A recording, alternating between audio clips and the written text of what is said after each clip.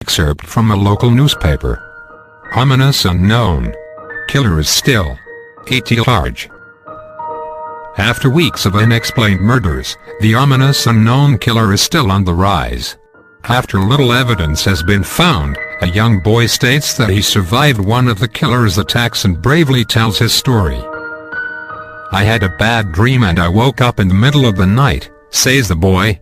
"I saw that for some reason the window was open, even though I remember it being closed before I went to bed. I got up and shut it once more. Afterwards, I simply crawled under my covers and tried to get back to sleep.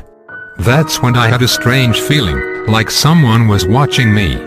I looked up, and nearly jumped out of my bed. There, in the little ray of light, illuminating from between my curtains, were a pair of 2 eyes. These weren't regular eyes, they were dark, ominous eyes. They were bordered in black and just plain out terrified me. That's when I saw his mouth. A long, horrendous smile that made every hair on my body stand up. The figure stood there, watching me. Finally, after what seemed like forever, he said it. A simple phrase, but said in a way only a madman could speak. He said, "Go to sleep." I let out a scream. That's what sent him at me. He pulled up a knife, aiming at my heart. He jumped on top of my bed. I fought him back. I kicked, I punched, I rolled around, trying to knock him off me. That's when my dad busted in. The man threw the knife. It went into my dad's shoulder. The man probably would have finished him off, if one of the neighbors hadn't alerted the police. They drove into the parking lot, and ran towards the door. The man turned and ran down the hallway. I heard a smash, like glass breaking. As I came out of my room, I saw the window that was pointing towards the back of my house was broken. I looked out to see him vanish into the distance. I can tell you one thing, I will never forget that face. Those cold, evil eyes, and that psychotic smile. They will never leave my head. Police are still on the look for this man. If you see anyone that fits the description in this story, please contact your local police department. Jeff and his family had just moved into a new neighborhood. His dad had gotten a promotion at work, and they thought it would be best to live in one of those fancy neighborhoods. Jeff and his brother Lou couldn't complain though. A new, better house. What was not to love? As they were getting unpacked, one of their neighbors came by. "Hello," she said. "I'm Barbara. I live across the street from you. Well, I just wanted to introduce myself and to introduce my son." She turns around and calls her son over. "Billy, these are our new neighbors." Billy said hi and ran back to play in his yard. "Well," said Jeff's mom, "I'm Margaret, and this is my husband Peter, and my 2 sons, Jeff and Lou." They each introduced themselves, and then Barbara invited them to her son's birthday. Jeff and his brother were about to object, when their mother said that they would love to. When Jeff and his family are done packing, Jeff went up to his mom. "Mom, why would you invite us to some kid's party? If you haven't noticed, I'm not some dumb kid." "Jeff," said his mother, "we just moved here, we should show that we want to spend time with our neighbors. Now, we were going to that party, and that's final." Jeff started to talk, but stopped himself, knowing that he couldn't do anything. Whenever his mom said something, it was final. He walked up to his room and plopped down on his bed. He sat there looking at his ceiling when suddenly, he got a weird feeling. Not so much a pain, but a weird feeling. He dismissed it as just some random feeling. He heard his mother call him down to get his stuff, and he walked down to get it. The next day, Jeff walked downstairs to get breakfast and got ready for school. As he sat there, eating his breakfast, he once again got that feeling. This time it was stronger. It gave him a slight tugging pain, but he once again dismissed it. As he and Lou finished breakfast, they walked down to the bus stop. They sat there waiting for the bus, and then, all of a sudden, some kid on his skateboard jumped over them, only inches above their laps. They both jumped back in surprise. "Hey, what the hell?" The kid landed and turned back to them. He kicked his skateboard up and caught it with his hands. The kid seems to be about 12, 1 year younger than Jeff. He wears a Aeropostale shirt and ripped blue jeans. Well, it looks like we got some new meat. Suddenly, 2 other kids appeared. One was super skinny and the other was huge. Well, since you're new here, I'd like to introduce ourselves. Over there is Keith. Jeff and Liu looked over to the skinny kid. He had a dopey face that you would expect a sidekick to have. And he's Troy. They looked over at the fat kid. Talk about a tub of lard. This kid looked like he hadn't exercised since he was crawling. And I, said the first kid. I'm Randy. Now, for all the kids in this neighborhood there is a small price for bus fare, if you catch my drift. Liu stood up, ready to punch the lights out of the kid's eyes when one of his friends pulled a knife on him. TSK, TSK, TSK, I had hoped you would be more cooperative, but it seems we must do this the hard way. The kid walked up to Liu and took his wallet out of his pocket. Jeff got that feeling again. Now, it was really strong, a burning sensation. He stood up, but Liu gestured him to sit down. Jeff ignored him and walked up to the kid. Listen here you little punk, give back my bro's wallet or else. Randy put the wallet in his pocket and pulled out his own knife. Oh. And what will you do? Just as he finished the sentence, Jeff popped the kid in the nose. As Randy reached for his face, Jeff grabbed the kid's wrist and broke it. Randy screamed and Jeff grabbed the knife from his hand. Troy and Keith rushed Jeff, but Jeff was too quick. He threw Randy to the ground. Keith lashed out at him, but Jeff ducked and stabbed him in the arm. Keith dropped his knife and fell to the ground screaming. Troy rushed him too, but Jeff didn't even need the knife. He just punched Troy straight in the stomach and Troy went down. As he fell, he puked all over. You could do nothing but look in amazement at Jeff. Jeff, how'd you? That was all he said. They saw the bus coming and knew they'd be blamed for the whole thing. So they started running as fast as they could. As they ran, they looked back and saw the bus driver rushing over to Randy and the others. As Jeff and Liu made it to school, they didn't dare tell what happened. All they did was sit and listen. Liu just thought of it as his brother beating up a few kids, but Jeff knew it was more. It was something scary. As he got that feeling he felt how powerful it was, the urge to just hurt someone. He didn't like how it sounded, but he couldn't help feeling happy. He felt that strange feeling go away, and stay away for the entire day of school.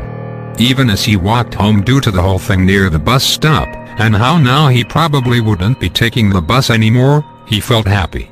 When he got home his parents asked him how his day was, and he said, in a somewhat ominous voice, it was a wonderful day. Next morning, he heard a knock at his front door. He walked down to find 2 police officers at the door, his mother looking back at him with an angry look. Jeff, these officers tell me that you attacked 3 kids. That it wasn't regular fighting, and that they were stabbed. Stabbed, son. Jeff's gaze fell to the floor, showing his mother that it was true. Mom, they were the ones who pulled the knives on me and you. Son, said one of the cops, we found 3 kids, 2 stabbed, 1 having a bruise on his stomach, and we have witnesses proving that you fled the scene. Now, what does that tell us? Jeff knew it was no use. He could say him and Liu had been attacked, but then there was no proof it was not them who attacked first. They couldn't say that they weren't fleeing, because truth be told they were. So Jeff couldn't defend himself or Liu. Son, call down your brother. Jeff couldn't do it, since it was him who beat up all the kids. Sir, it was me. I was the one who beat up the kids. Liu tried to hold me back, but he couldn't stop me. The cop looked at his partner and they both nod. Well kid, looks like a year in juvie. Wait, says Liu. They all looked up to see him holding a knife. The officers pulled their guns and locked them on Liu. It was me, I beat up those little punks. Have the marks to prove it. He lifted up his sleeves to reveal cuts and bruises, as if he was in the struggle. Son, "Just put the knife down," said the officer. Liu held up the knife and dropped it to the ground. He put his hands up and walked over to the cops. "No, Liu, it was me.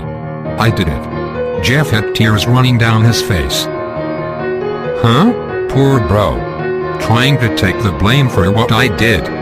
Well, take me away." The police led Liu out to the patrol car. "Liu, tell them it was me. Tell them. I was the one who beat up those kids." Jeff's mother put her hands on his shoulders. "Jeff, please, you don't have to lie. We know it's you, you can stop." Jeff watched helplessly as the cop car speeds off with Liu inside. A few minutes later, Jeff's dad pulled into the driveway, seeing Jeff's face and knowing something was wrong. Son, what is it?" Jeff couldn't answer. His vocal cords were strained from crying. Instead, Jeff's mother walked his father inside to break the bad news to him as Jeff wept in the driveway. After an hour or so, Jeff walked back into the house, seeing that his parents were both shocked, sad, and disappointed. He couldn't look at them. He couldn't see how they thought of Liu when it was his fault. He just went to sleep, trying to get the whole thing off his mind. 2 days went by, with no word from Liu at JDC. No friends to hang out with. Nothing but sadness and guilt. That is until Saturday, when Jeff is woke up by his mother with a happy, sunshiny face. "Jeff, it's the day," she said as she opened up the curtains and let light flood into his room. What's today?" asked Jeff as he stirs awake. "Why, it's Billy's party." He was now fully awake. "Mom, you're joking, right? You don't expect me to go to some kid's party after?" There was a long pause. "Jeff, we both know what happened. I think this party could be the thing that brightens up the past days. Now, get dressed." Jeff's mother walked out of the room and downstairs to get ready herself. He fought himself to get up. He picked out a random shirt and pair of jeans and walked downstairs. He saw his mother and father all dressed up, his mother in a dress and his father in a suit. He thought, why they would ever wear such fancy clothes to a kid's party. "Son, is that all you're going to wear?" said Jeff's mom. "Better than wearing too much," he said. His mother pushed down the feeling to yell at him and hid it with a smile. "Now Jeff, we may be overdressed, but this is how you go if you want to make an impression," said his father. Jeff grunted and went back up to his room. "I don't have any fancy clothes," he yelled downstairs. "Just pick out something," called his mother. He looked around in his closet for what he would call fancy. He found a pair of black dress pants he had for special occasions and an undershirt. He couldn't find a shirt to go with it though. He looked around, and found only striped and patterned shirts, none of which go with dress pants. Finally he found a white hoodie and put it on. "You wearing that?" they both said. His mother looked at her watch. "Oh, no time to change. Let's just go," she said as she herded Jeff and his father out the door. They crossed the street over to Barbara and Billy's house. They knocked on the door and it appeared that Barbara, just like his parents, way overdressed. As they walked inside, all Jeff could see were adults, no kids. "The kids are out in the yard. Jeff, how about you go and meet some of them?" said Barbara. Jeff walked outside to a yard full of kids.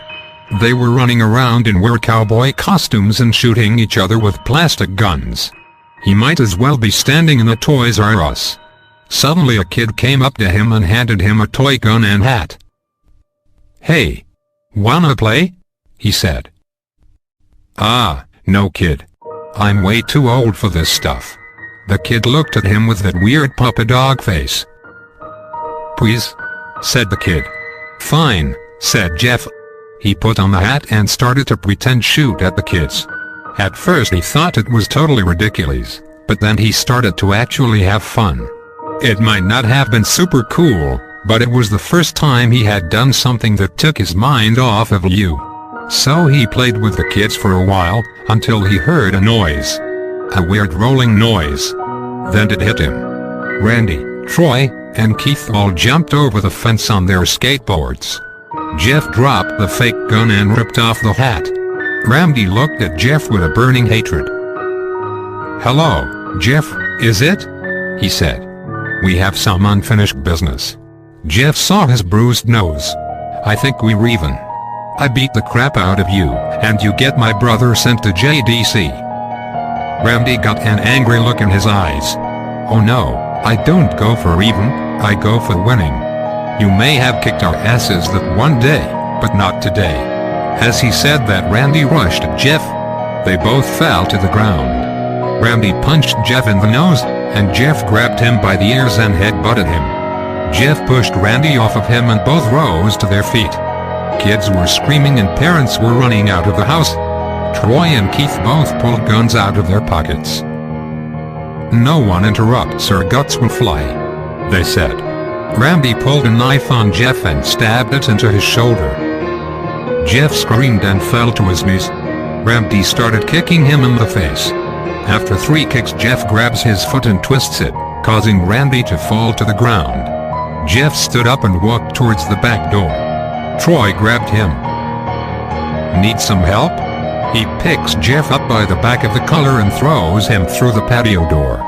As Jeff tries to stand, he is kicked down to the ground. Randy repeatedly starts kicking Jeff until he starts to cough up blood. "Come on, Jeff, fight me." He picks Jeff up and throws him into the kitchen. Randy sees a bottle of vodka on the counter and smashes the glass over Jeff's head. "Fight." He throws Jeff back into the living room. "Come on, Jeff, look at me." Jeff glances up, his face riddled with blood. "I was the one who got your brother sent to JDC. And now you're just gonna sit here and let him rot in there for a whole year. You should be ashamed." Jeff starts to get up. "Oh, finally. You stand and fight." Jeff is now to his feet, blood and vodka on his face. Once again he gets that strange feeling, the one in which he hasn't felt for a while. "Finally. He's up," says Randy as he runs at Jeff. That's when it happens. Something inside Jeff snaps. His psyche is destroyed, all rational thinking is gone, all he can do is kill.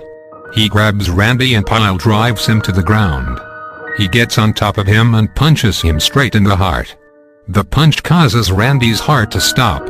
As Randy gasps for breath, Jeff hammers down on him. Punch after punch, blood gushes from Randy's body until he takes one final breath and dies. Everyone is looking at Jeff now. The parents, the crying kids, even Troy and Keith. Although they easily break from their gaze and point their guns at Jeff, Jeff sees the guns trained on him and runs for the stairs. As he runs, Troy and Keith let out fire on him, each shot missing. Jeff runs up the stairs. He hears Troy and Keith follow up behind. As they let out their final rounds of bullets, Jeff ducks into the bathroom. He grabs the towel rack and rips it off the wall. Troy and Keith race in, knives ready. Troy swings his knife at Jeff, who backs away and bangs the towel rack into Troy's face. Roy goes down hard and now all that's left is Keith. He is more agile than Troy though, and ducks when Jeff swings the towel rack. He dropped the knife and grabbed Jeff by the neck. He pushed him into the wall.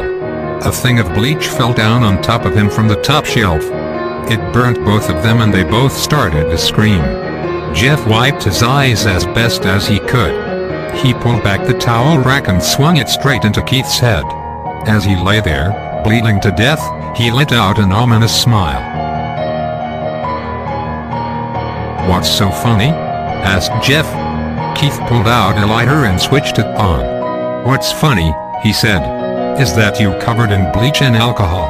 Jeff's eyes widened as Keith threw the lighter at him. As soon as the flame made contact with him, the flames ignited the alcohol and the vodka. While the alcohol burned him, the bleach bleached his skin. Jeff let out a terrible screech as he caught on fire. He tried to roll out the fire but it was no use, the alcohol had made him a walking inferno. He ran down the hall, and fell down the stairs.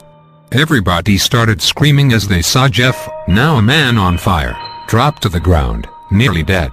The last thing Jeff saw was his mother and the other parents trying to extinguish the flame.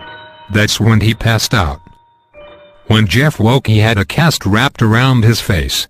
He couldn't see anything, but he felt a cast on his shoulder, and stitches all over his body.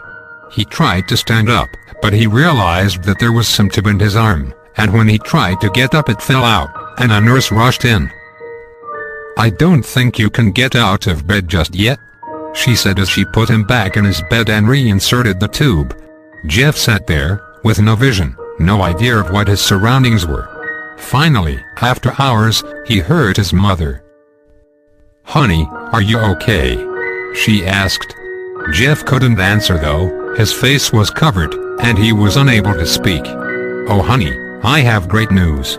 After all the witnesses told the police that Randy confessed of trying to attack you, they decided to let you go." This made Jeff almost bolt up, stopping halfway, remembering the tube coming out of his arm. He'll be out by tomorrow, and then you two will be able to be together again. Jeff's mother hugs Jeff and says her goodbyes. The next couple of weeks were those where Jeff was visited by his family. Then came the day where his bandages were to be removed. His family were all there to see it, what he would look like. As the doctors unwrapped the bandages from Jeff's face, everyone was on the edge of their seats. They waited until the last bandage holding the cover over his face was almost removed. "Let's hope for the best," said the doctor. He quickly pulls the cloth, letting the rest fall from Jeff's face. Jeff's mother screams at the sight of his face. Lou and Jeff's dad stare awestruck at his face. "What? What happened to my face?" Jeff said. He rushed out of bed and ran to the bathroom. He looked in the mirror and saw the cause of the distress. His face. It's horrible. His lips were burned to a deep shade of red. His face was turned into a pure white color, and his hair singed from brown to black. He slowly put his hand to his face. It had a sort of leathery feel to it now. He looked back at his family, then back at the mirror. "Jeff," said Lou, "it's not that bad." "Not that bad?" said Jeff, "it's perfect." His family were equally surprised. Jeff started laughing uncontrollably. His parents noticed that his left eye and hand were twitching. Jeff, are you okay?" "Okay. I've never felt more happy." "Hector's ha ha ha ha ha, look at me. This face goes perfectly with me." He couldn't stop laughing. He stroked his face, feeling it, looking at it in the mirror. What caused this? Well, you may recall that when Jeff was fighting Randy, something in his mind, his sanity, snapped. Now he was left as a crazy killing machine, that is, his parents didn't know. "Doctor," said Jeff's mom, "is my son all right, you know? In the head?" "Oh yes, this behavior is typical for patients that have taken very large amounts of painkillers. If his behavior doesn't change in a few weeks, bring him back here, and we'll give him a psychological test." "Oh thank you, doctor." Jeff's mother went over to Jeff. "Jeff, sweetie, it's time to go." Jeff looks away from the mirror, his face still formed into a crazy smile. "'Kay mommy, ha ha ha ha ha." His mother took him by the shoulder and took him to get his clothes. "This is what came in," said the lady at the desk. Jeff's mom looked down to see the black dress pants and white hoodie her son wore. Now they were clean of blood and now stitched together. Jeff's mother led him to his room and made him put his clothes on. Then they left, not knowing that this was their final day of life. Later that night, Jeff's mother woke to a sound coming from the bathroom. It sounded as if someone was crying. She slowly walked over to see what it was. When she looked into the bathroom, she saw a horrendous sight. Jeff had taken a knife and carved a smile into his cheeks. "Jeff, what are you doing?" asked his mother. Jeff looked over to his mother. "I couldn't keep smiling, Mommy. It hurt after a while. Now, I can smile forever." Jeff's mother noticed his eyes, ringed in black. "Jeff, your eyes." His eyes were seemingly never closing. I couldn't see my face. I got tired and my eyes started to close. I burned out the eyelids so I could forever see myself, my new face. Jeff's mother slowly started to back away, seeing that her son was going insane. "What's wrong, Mommy? Aren't I beautiful?" "Yes, son," she said. "Yes, you are. Now let me go get Daddy, so he can see your face." She ran into the room and shook Jeff's dad from his sleep. "Honey, get the gun, She stopped as she saw Jeff in the doorway, holding a knife. "Mommy, you lied." That's the last thing they hear as Jeff rushes them with a knife, gutting both of them. His brother Liu woke up, startled by some noise. He didn't hear anything else, so he just shut his eyes and tried to go back to sleep. As he was on the border of slumber, he got the strangest feeling that someone was watching him. He looked up, before Jeff's hand covered his mouth. He slowly raised the knife ready to plunge it into Liu. Liu thrashed here and there trying to escape Jeff's grip. "Shh, Jeff said. "Just go to sleep."